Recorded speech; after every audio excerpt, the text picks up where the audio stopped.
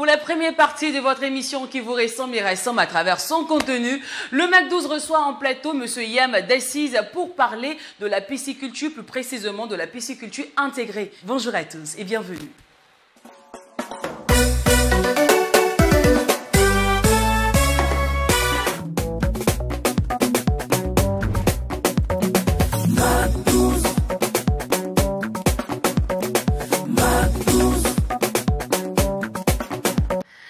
L'aviculture, la pisciculture, l'aquaculture, tout ce qui est vraiment élevage, et c'est son domaine, tout ce qui est vraiment culture, c'est sa vie, c'est son quotidien, c'est son domaine de prédilection. La première fois que nous avons reçu sur ce plateau, il était là pour nous parler de la pisciculture, et aujourd'hui, il est là pour nous parler de la pisciculture intégrée. J'avoue que, comme vous, je ne le savais pas aussi, oui. Est-ce qu'il y a une différence entre la pisciculture intégrée? C'est quoi en fait? Pourquoi vous chaque jour essayez de bouleverser notre intelligence? Vraiment ces gars-ci, hein? Bah, on dit par ici, joindre l'utile à l'agréable, c'est notre dada et vous êtes en droit de savoir des choses par ici. So, toucher du doigt des sujets qui vous intéressent, bien évidemment, est l'une de notre mission et notre sacerdoce royal au quotidien. Alors, Yam Dessiz est de la partie, c'est justement notre personne ressource pour parler de notre sujet du jour qui est la pisciculture intégrée. Yam, bonjour. Oui, bonjour. Vous allez bien? Oui, ça va bien. Ça va? J'espère de même chez vous. Oh, mon chat, ne se plaint pas. Ok, super. On peut se tutoyer, c'est la famille quand même. Ah oui.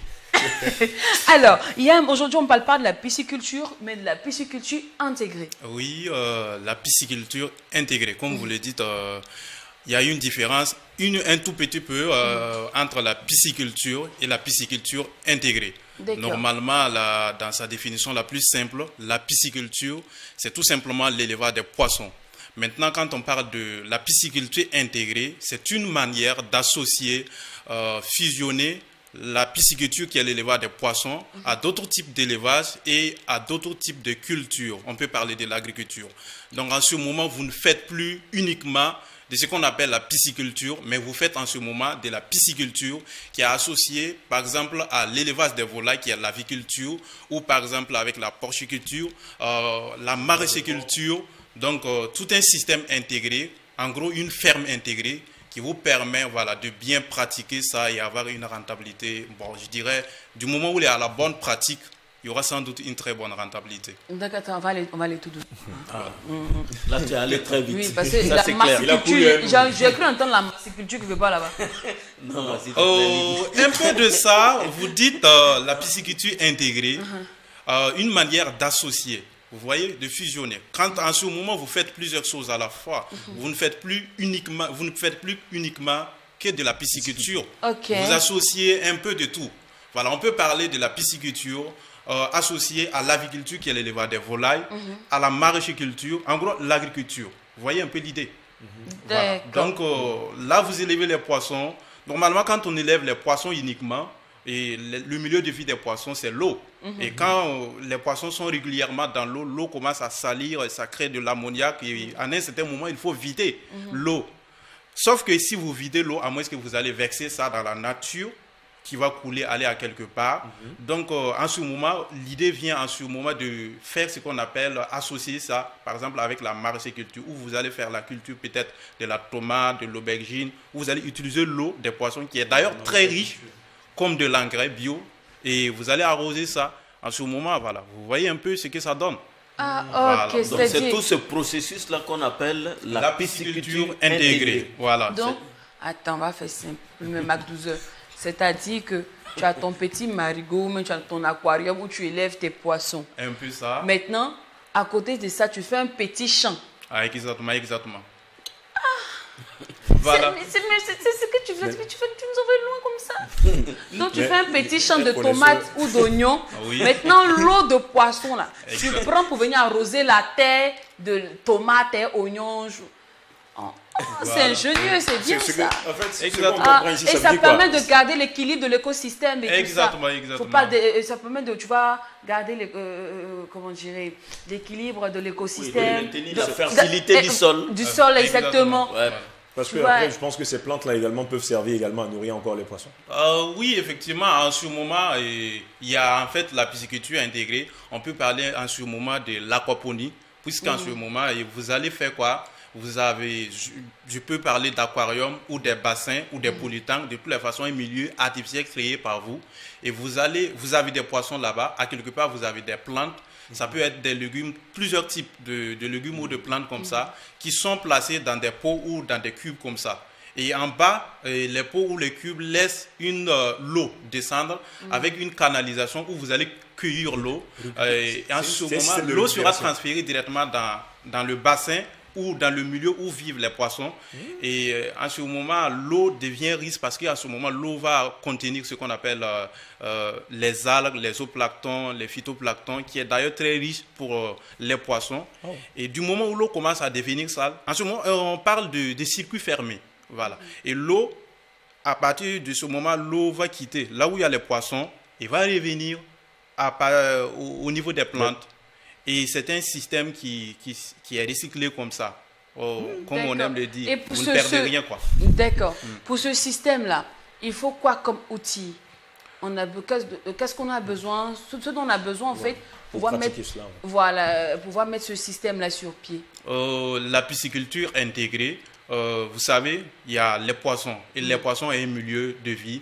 Ça peut être les bassins, les polytanks, les cubes, les bacs hors sol ou un étang. Donc, il y en a plusieurs. Du moment où vous créez le milieu de vie des poissons et vous voulez associer ça à la culture ou à la maraîchiculture ou à, par exemple, l'aviculture. Je vais prendre un exemple très simple. Vous avez vos poissons qui vivent dans un milieu et vous avez juste à côté l'aviculture qui est l'élevage des volailles. Vous savez, on peut collecter la fiente des volailles pour produire ce qu'on appelle les asticots. Les asticots, c'est comme les vers, désolé pour la phrase, mais c'est un peu comme les vers qu'on trouve dans les WC externes. Voilà, exactement. Et vous allez utiliser ces asticots pour nourrir les poissons. Je dirais pas 100% protéines, mais c'est très riche pour les poissons. Déjà que pour fabriquer de l'aliment des poissons, le taux de protéines de l'aliment doit être très élevé pour permettre à vos poissons de bien grossir. Et du coup, les asticots sont une source de protéines. D'accord. Mais là, on est en train de parler maintenant de l'aviculture intégrée. Oui, pisciculture intégrée, aviculture intégrée, c'est presque la même chose. C'est comme l'inverse. Donc en fait, on retrouve une réciprocité. Exactement. Dans la pisciculture intégrée, c'est quand on intègre la pisciculture à d'autres domaines de l'élevage, j'allais dire des animaux et de culture. Donc vice versa. Aussi l'agriculture. Voilà, exactement. Donc, pour l'aviculture et la pisciculture intégrée, il suffit juste de poser une ferme à côté des avioles, au fait. Oh, pardon. Des poissons. Exactement. C'est ça, voilà, des bacs à poissons. C'est comme une ferme. Le concept, c'est comme une ferme intégrée. Dans une ferme intégrée, si vous rentrez, normalement, pour avoir une ferme, vous aurez besoin du terrain, après un forage pour avoir l'eau, parce que l'eau est nécessaire. Vous aurez des magasins de dortoirs, les bassins pour élever les poissons, et juste à côté, un poulailler. Et là, un côté aussi réservé pour la maraîchiculture. Et ça peut être aussi associé, pas uniquement l'aviculture, ça peut être au niveau des porcs, des moutons, des bœufs, les lapins, tout un système comme ça intégré. Une ferme intégrée, là où vous arrivez, et vous trouvez un peu de tout. Voilà. Mais est-ce que ce n'est pas dangereux de faire collaborer tous ces animaux? Non, sauf si vous êtes un peu désordonné. Sinon, c'est tout un système qui est bien organisé. Normalement, la plupart des fermes rencontrent ces difficultés parce qu'ils sont un peu désordonnés. Vous arrivez, vous allez trouver les volailles sur les bassins, un peu, voilà, tout est désordonné. Et en ce moment, vous risquez de rencontrer plusieurs problèmes, des maladies, voilà, et tout un système qui va vous mettre un peu en retard. En dehors de cela, c'est le problème en fait du personnel. Voilà. Si vous avez un bon personnel déjà, un personnel qui connaît bien déjà ce qu'il doit faire, je pense que votre projet est déjà réussi à 50%. Le reste, c'est à vous de mettre le paquet. En termes de ressources humaines? Bon, par hectare, par exemple. Combien? Quoi? Sur un hectare? Oui, non, 10 hectares. Il faut combien? Vous avez parlé des problèmes de personnel. Donc, il faut combien de personnes pour gérer une apiculture intégrée? Pour éviter que les tâches soient difficiles pour chacun, si vous faites de la pisciculture, vous aurez un personnel qui va s'occuper de la pisciculture. Et de l'aviculture aussi, quelqu'un d'autre qui va s'occuper de ça. Et côté maraîchiculture ou l'agriculture, donc en gros 3 personnes. Et si vous voulez, vous prenez genre un gardien la nuit qui va veiller sur tout. en ce moment, si vous n'avez pas clôturé la ferme, bien clôturé en fait, parce que ça dépend de la manière dont vous l'avez clôturé. D'accord. Voilà. Mais je pense qu'ici aussi les techniciens interviennent, puisque je pense qu'il y a un système ici. Oui, une manière de superviser. Le problème est que c'est comme on aime le dire, si vous pensez qu'un professionnel coûte cher, vous n'avez aucune idée de ce voilà, je dirais un incompétent peut vous coûter cher. Voilà, en ce moment, normalement dans tout système ferme comme ça, vous aurez besoin de quelqu'un qui va venir superviser, un expert qui va venir sans doute côté agriculture pour vérifier pour que tout ça se passe bien. De toutes les façons, dès le début, vous aurez besoin de cette personne forcément parce que votre personnel, à moins que la personne qui va faire la gestion a déjà une expérience en la matière, vous aurez besoin de quelqu'un qui va venir superviser côté aviculture, pisciculture et maraîchiculture. En réalité, tout fonctionne bien. Voilà, je sais, je suis très conscient de cela. Les superviseurs, il y a des gens qui viennent certainement faire un bilan, voir comment est-ce que tout se passe. Mais ici, je parle concrètement de l'aspect mécanique, tout ce qui est technique. Parce que quand on parle ici de la pisciculture intégrée, je pense qu'ici, il y a des machines qui sont certainement branchées, il y a des raccords. Donc, c'est tout un système qui quitte certainement du bassin des poissons, qui va arroser certainement les champs, qui va passer également, je ne sais pas, du côté des animaux et qui va revenir encore au bassin. C'est le système d'installation. Oui, voilà. Exactement. Voilà. Et bon, je pense que à ce niveau, c'est en fonction du budget de tout un chacun. Vous voyez, à partir de là, par exemple, quelqu'un qui a un budget de 5 millions pour débuter et quelqu'un qui a, par exemple, 10, 15 millions ou 50 millions, il ne peut pas avoir les mêmes installations. Parce que dans l'investissement aussi, je définis ça comme 3 niveaux d'investissement. L'investissement à titre expérimental, l'investissement à moyenne échelle, ou je peux le dire l'investissement à petite échelle, à moyenne échelle et à grande échelle. Et si vous voulez ce genre d'installation, par exemple au niveau de la pisciculture, il y a l'installation à circuit fermé, circuit ouvert, comme ça. Donc l'installation à circuit fermé peut coûter plus cher que l'installation à circuit ouvert. Mais si vous avez besoin de l'eau permanemment, vous allez faire une installation à circuit circuit ouvert afin d'utiliser l'eau en fait. Mais l'installation à circuit fermé, c'est comme rien ne se perd, tout se transforme. Vous voyez, l'eau en rentre, l'eau va passer par là, sortir, aller là où il y a les poissons, ensuite aller sur les plantes ou bien l'inverse et revenir. Donc, mais ça, c'est pas dangereux que la même eau se soit dispatchée. Est-ce que les poissons ne vont pas passer par là-bas pour aller non, tout ça crée parce que une eau qui n'est pas renouvelée, est-ce que c'est pas mettre la santé des poissons en péril? Par exemple, dans la pisciculture, il y a un système qui vous permet de produire vous-même vos propres alevins. Vous savez, l'alevin, c'est un petit poisson. Donc, en gros, on appelle ça une éclogerie. Et quand vous installez une éclogerie, pour le bon fonctionnement, il faut que ce soit un système fermé, à circuit fermé. Vous voyez, à ce niveau, l'eau est recyclée. Donc, il y a une machine à filtre qui est là. Donc, l'eau sale, par exemple, l'eau passe par d'abord l'entrée d'eau. Et l'entrée d'eau, il y a une motopompe. Après que la machine à filtre qui est là, l'eau sera traitée avec des lampes UV, plusieurs installations et puis un thermoplongeur pour régler la température, tout le nécessaire. Ça, c'est dans une éclogerie. Et ensuite, sera monté avec une motopompe qui va transférer ça dans les éclosoirs, dans les clairs où vous avez incubé vos œufs. Et cette même eau, si vous voulez vider, vous ouvrez les vannes tout simplement et l'eau va descendre en bas pour revenir encore dans un seau et repasser par la machine à filtre. D'accord, là, on parle d'un circuit fermé. Exactement. Mais le circuit ouvert, les circuits ouverts, c'est comme, l'exemple parfait que les gens voient souvent régulièrement, c'est comme une douche externe. Vous rentrez, vous douchez et l'eau coule seulement pour sortir. Maintenant, c'est à vous, si vous voulez, vous pouvez cueillir l'eau pour amener là où vous voulez, quoi. Mais est-ce que le circuit ouvert n'est pas dangereux, étant donné qu'il n'y a pas une pompe ni une machine à filtre pour filtrer cette eau-là pour pouvoir la réutiliser? Si je vais prendre l'eau du poisson sec comme ça, puis je vais mettre ça sur la terre, par exemple. L'eau qui n'est pas traitée. L'eau qui n'est pas traitée. Oui, en ce moment, vous utilisez en fait l'eau. Le circuit ouvert, l'avantage est que vous pouvez utiliser l'eau. Vous faites une canalisation. L'eau coule seulement pour aller là où il y a des plantes, des tangeros, des manguiers et tout ça. Ou bien si vous avez fait un système de culture de tomates ou d'oignons. Un truc comme ça, quoi. En ce moment, s'il n'y a pas ces genres d'installation, vous serez obligé de le faire parce que l'eau coule pour aller dans la nature. Vous voyez, ça ne sert à rien. Maintenant, moi je veux savoir, est-ce qu'on peut utiliser l'eau de volailles chez les poissons? L'eau des volailles, la viande des volailles. La viande, oui. Oui, c'est possible, mais du moment où vous utilisez ça pollue l'eau rapidement.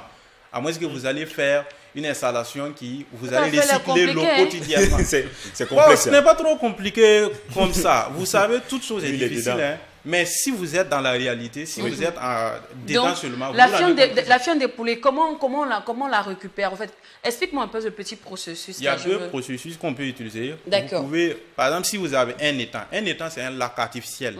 C'est récurrent dans les zones où il pleut tout au long de l'année, ou dans les endroits humides. Un étang, vous creusez juste seulement, par exemple, à 1 mètre de profondeur, l'eau est là-bas. Et si vous avez la possibilité, vous faites un poulailler qui est en haut, dessus comme ça. Et là, en bas, il y a des grillages. Et quand les poulets laissent leurs déchets, ça part directement dans l'étang. Et les poissons vont consommer sans doute les déchets. Maintenant, ce système, si c'est avec un bassin, vous savez, au fond de l'étang, il y a juste la terre. Mais au fond d'un bassin, c'est bétonné. Donc, l'eau ne part pas, l'eau ne disparaît pas. Donc, ça pollue l'eau plus rapidement dans un bassin que dans un étang, quoi. En ce moment, si c'est dans un bassin, vous allez peut-être utiliser la fiente des volailles. Le mieux que je propose, c'est d'utiliser la fiente des volailles pour produire les asticots.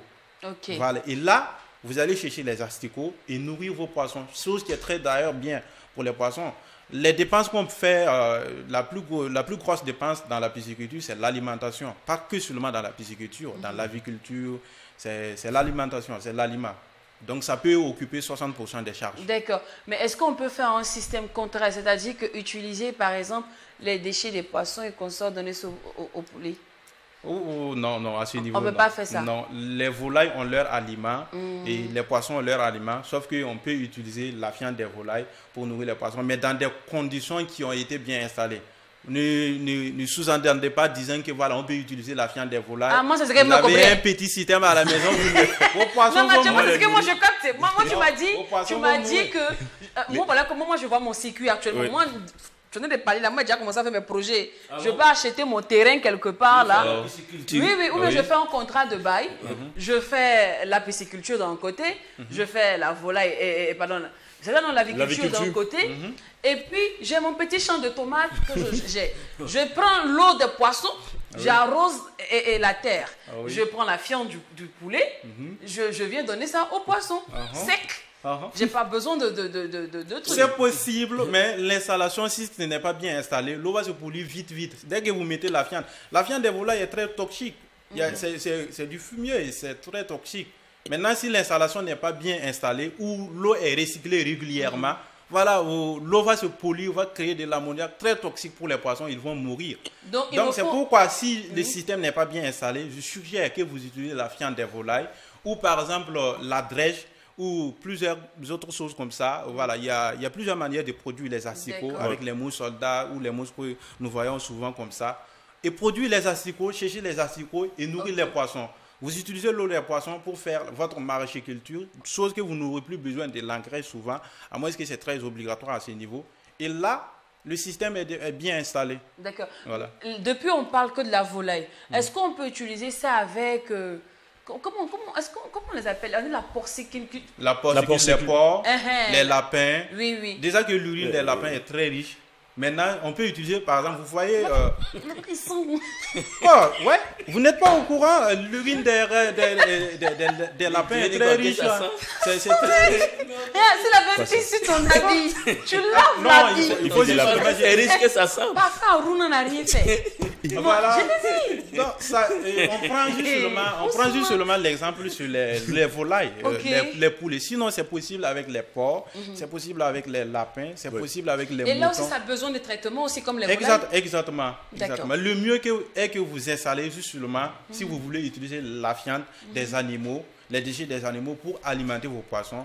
Le mieux, c'est d'installer un circuit fermé où l'eau est renouvelée régulièrement. Sinon, si vous jetez l'aliment, les déchets des animaux dans vos bassins, à moins qu'il soit un étang, si c'est dans un bassin, ça va se polir très vite. Ça va devenir toxique et vous pouvez perdre vos poissons. Si ce sont les silures, tant mieux. Au niveau des tilapias même, il faut un système d'oxygénation. Et cette question-là, je suis sûre que ça va intéresser toutes ces personnes qui sont dans le domaine.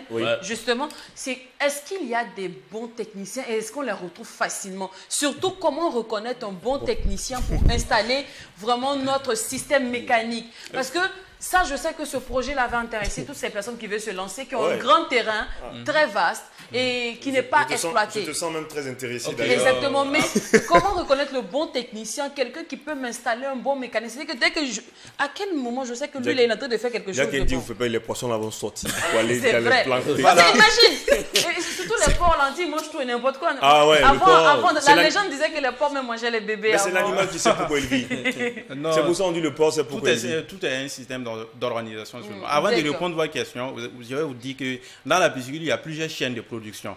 Il y a par exemple ceux qui vendent l'aliment, ceux qui produisent l'aliment, ceux qui vendent les matériels, ceux qui font le grossissement des poissons, ceux qui font la production des alevins, ceux qui sont dans la transformation, c'est-à-dire fumer les poissons pour vendre, écouler, tout cela. Vous voyez, ceux qui fabriquent. Donc, si vous avez les moyens... oubliez ceux qui mangent les poissons. Voilà, ceux qui... Non, on peut ajouter ça. Pas quand même. Voilà. Donc, si vous avez les moyens, vous pouvez créer tous ces systèmes, être dans tous ces systèmes, dans toutes ces chaînes.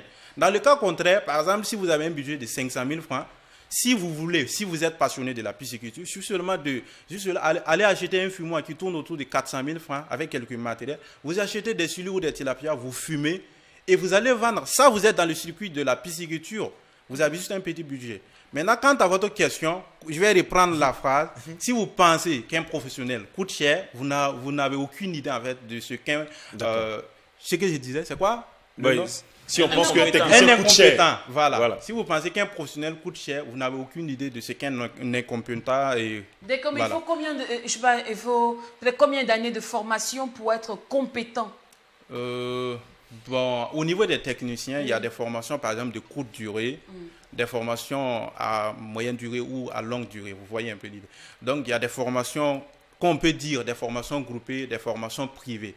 Donc, il y a au niveau de la pisciculture, on peut parler d'une formation, si c'est un bon technicien, de prendre la chaîne en tout quoi. Vous voyez, la personne se forme sur le grossissement des poissons et au niveau de l'éclosion pour la production des alevins. Est-ce qu'il y a un diplôme qui doit me montrer? Par exemple, je prends un exemple simple. Quand tu viens faire un échange pour être animatrice, on te dit de faire un essai. On dit viens avec un essai, soit sur une clé ou bien on voit une vidéo. Est-ce que dans votre cas, il y a un diplôme précis? Je dis que... montre-moi ton diplôme, par exemple, d'éleveur ou bien de technicien. Voilà, une attestation qui doit me montrer pour savoir que ce gars-là, c'est vraiment un calé dans le domaine. Au niveau des... Je peux parler d'attestation, c'est les attestations ou les diplômes comme ça. Voyez. Mais c'est quand vous avez une grande... Parce que si vous allez prendre quelqu'un aussi, un personnel qui a des gros diplômes, vous n'avez aucune idée de si la personne a l'expérience. On peut avoir le diplôme, et l'expérience, on en manque. Par exemple, moi, je ne suis pas allé trop loin à l'école. C'est juste seulement l'expérience qu'on a vécue. Donc, ce qui veut dire que la plupart des fermiers, des investisseurs, c'est juste seulement quelqu'un qui comprend juste un peu le français et eux, ils vont décider de le former. Mais pour former, par exemple, avec des coûts exorbitants comme 500 000, 1 million à un personnel, qui tu as peur qu'il se lève un jour pour aller dans les sites d'employeurs et tout cela, parce que les employés, ils fuient souvent avec les mauvais conseillers, leurs amis et tout cela. Donc, tu peux signer un contrat. Je te forme à 1 million pour que tu fasses la gestion de ma ferme. S'il arrivait que tu dois quitter chez moi avant une telle date ou une telle année, tu vas me rembourser juste seulement. Et je suis dans l'obligation peut-être. C'est tous un contrat d'entente. Vous voyez un peu l'idée. Donc, vous faites comme ça et vous êtes un peu épargné au risque que l'employé peut fuir et laisser votre ferme. Parce que c'est récurrent. Voilà. Ok. En tout cas, on a bien capté les choses. Grâce à toi, maintenant, on sait que si on achète un terrain, on ne va pas miser seulement sur un type de culture. Bon, l'agriculture, c'est plus avantageux. Ça dépend de votre budget. Voilà. Maintenant. Déjà que pour avoir un terrain actuellement, 1 million, 1 million 500, 2 millions. Mais si je dois faire la pisciculture intégrée, il me faut combien? Si c'est chez vous à domicile comme ça, vous pouvez dépenser genre 1 million pour faire un système d'installation comme ça. Maintenant, dans une ferme, vous savez déjà, il y a des dépenses. Et par exemple, 2 millions pour 1 hectare. Et ensuite, faire un forage et qui va vous coûter, par exemple, 5 ou 6 millions. Construction des dortoirs et des magasins. En gros, on peut parler d'un gros investissement sur un terrain, l'achat du terrain jusqu'à la réalisation, 10-15 millions comme ça. Mais si vous avez déjà le terrain, le forage, vous pouvez investir 3 millions, 2 millions, 4 millions, 5 millions, voilà, pour créer ce système. Bon, si tu as un peu d'argent, tu as fait un peu d'économie, tu es une femme battante, tu peux plus, là c'est une bonne raison de ne plus attendre l'État, hein. Lance-toi. Oui, effectivement. Et parce qu'apparemment, il y a plus d'avantages que d'inconvénients dans ce domaine. À vous entendre parler. Comme dans tout système, il y a les avantages et les inconvénients.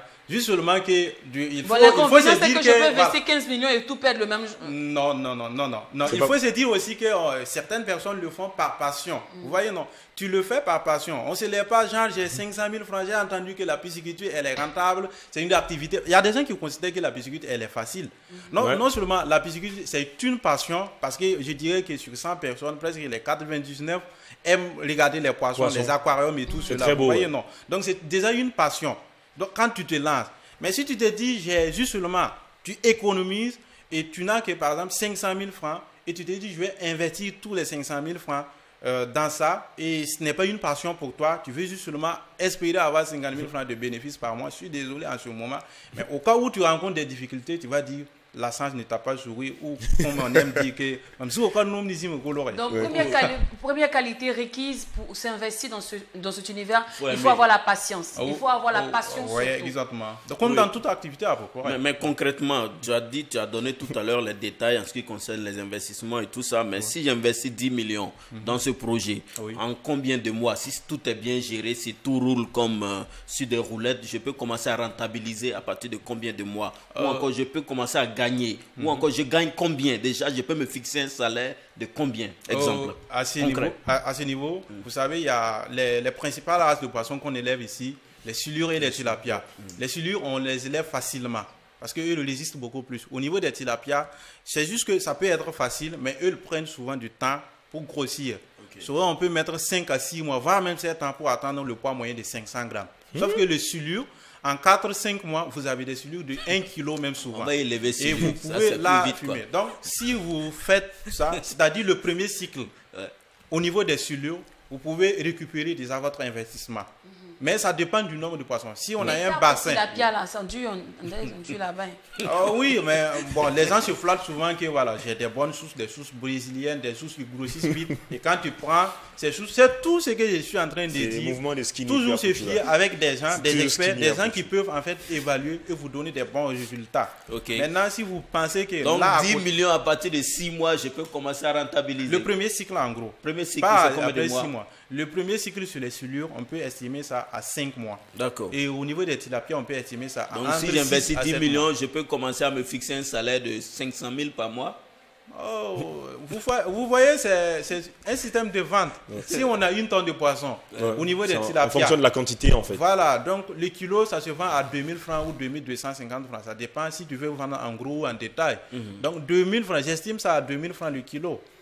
Par exemple, et vous avez une tonne. Donc, si vous avez juste investi, par exemple, 1 million pour la construction des bassins, 1 million pour l'achat des alevins et le système installé, vous avez dépensé 2 millions. Maintenant, prenons que vous avez produit une tonne dans ces 2 millions que vous avez dépensés pour construire le milieu de vie des poissons. Ça fait 2 millions. Voilà, ça fait 2 millions, non? Donc, prenons une tonne, ça fait 1000 kilos. Donc, 1 kilo, multiplié, 2000 francs multipliés par 1000. D'accord. Donc, vous voyez un peu, ça tourne autour de 2 millions. Voilà, donc vous pouvez déjà récupérer l'investissement. Ça, c'est le premier cycle. Vous voyez? Donc, le premier cycle, on récupère l'investissement et après, les autres cycles, maintenant, on cherche à rentabiliser. Exactement. Et au fur et à mesure. Il y a une manière même de récupérer tout l'investissement et avoir un bénéfice au niveau du premier cycle. Voilà, donc ça dépend de l'investissement.